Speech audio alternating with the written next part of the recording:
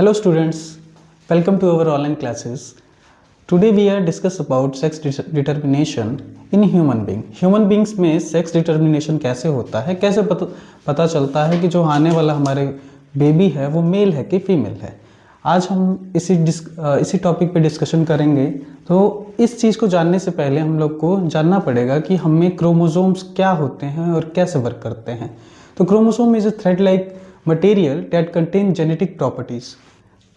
Chromosome एक thread like structure होता है किसी भी सेल में या किसी भी ह्यूमन बीइंग में, जो ये डिसाइड करता है कि आने वाले बेबी का मेल होगा कि फीमेल होगा कि उसमें कौन सी प्रॉपर्टीज़ होंगी अपने पेरेंट्स की।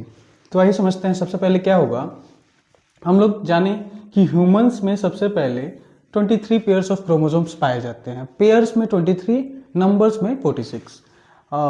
These are two types basically, autosomes and sex chromosomes. Autosomes क्या करते हैं, तो ऑटोसोम्स ये बेसिकली क्या करते हैं कि जो फ्यूचर में जो बेबी होगा उसके कलर कैसा होगा, उसका ब्लड ग्रुप क्या होगा और वो दिखने में कैसा होगा, उसकी अपीयरेंस कैसी होगी। और दूसरा ये है, जो वन सेट है या वन पेयर है सेक्स क्रोमोसोम का, ये डिसाइड करता है कि बेबी मेल होगा कि फीमेल होगा। अब डिपेंड करता है कई तरीक़ों से।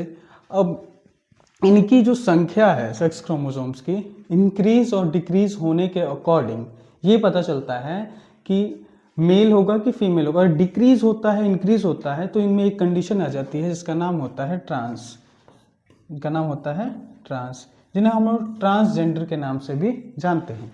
अब देखिए समझते हैं, जैसे कि फीमेल्स में सबको पता है कि एग सेल्स होते हैं और मेल्स में क्या होते हैं, स्पर्म्स होते हैं। दोनों का फ्यूजन होता है ड्यूरिंग फर्टिलाइजेशन प्रोसेस और जाइगोट बनता है। जाइगोट के बाद से आपको पता ही होगा फिर कई तरह के फेजेस होते हैं फीमेल के वॉर्म में, गैस्ट्रुलेशन, ब्लैस्टुलेशन, ये सारी चीज़ें होती हैं। तो वो हम लोग बाद में कवर करेंगे, बस यहाँ ये समझेंगे कि ये चीज़ें कैसे वर्क करती हैं।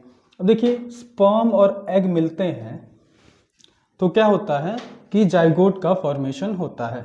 अब billions of sperm, millions of sperm एक ह्यूमन के या एक मेल के टेस्टिकल्स में पाए जाते हैं, और कहीं जाकर एक जो स्पर्म है वो फ्यूजन करता है उस पर्टिकुलर ओवम के साथ, और उसके बाद से पूरा प्रोसेस स्टार्ट होता है।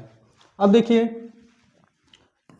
अब बात कर लेते हैं सोशल एक्सेप्शन की। बात कर लेते हैं सोशल एक्सेप्शन की, एक्सेप्शन की। सोशल एक्सेप्शन है क्या? तो हमारे समाज में शुरू से ही जो मेल्स हैं उन्होंने डोमिनेंस दिखाया है। शुरू से ही समाज में मेल्स का डोमिनेंस रहा है, और आज भी आज हमारे देश में ये चीज़ें देखने को मिलती हैं। जैसे कि अगर किसी जो कपल है उसका अगर बेबी नहीं हो रहा है तो वो पूरी तरह से रिस्पॉन्सिबल मेल्स कर देते हैं कि ये फीमेल है, उसकी में प्रॉब्लम है। ऐसा कुछ नहीं है। देखिए, ये आप लोग को अगर हम बायोलॉजिकल टर्म में देखें तो दो चीज़ें देखने को मिल रही हैं, X Y and X X. तो देखिए, मेल होगा कि फीमेल होगा वो डिपेंड कर रहा है वाई पे।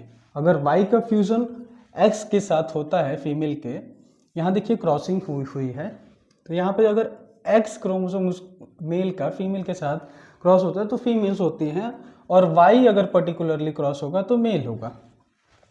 अब इस पे डिपेंड करता है कि आपके क्रोमोसोम्स में कितनी पोटेंशियल है या फिर कितना असिस्टेंस है। तो ये सारी चीज़ें इस पे डिपेंड करती हैं। तो ये बेसिकली पूरी तरह से ये एक तरह का मिसकंसेप्शन है कि फीमेल्स रिस्पॉन्सिबल हैं मेल और फीमेल्स के रिप्रोडक्शन के लिए।